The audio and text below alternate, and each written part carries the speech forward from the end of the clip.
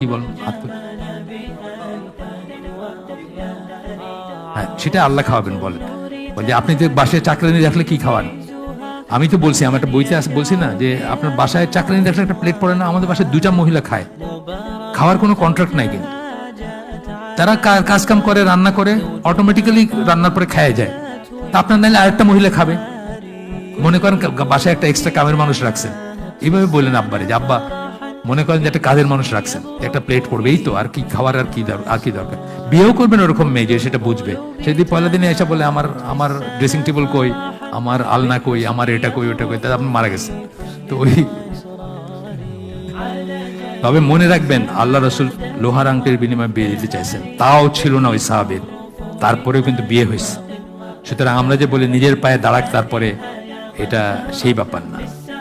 তবে মহিলার রাজি হইতে হবে, ওনাকে ওরকম খুঁজে বাইর করতে হবে।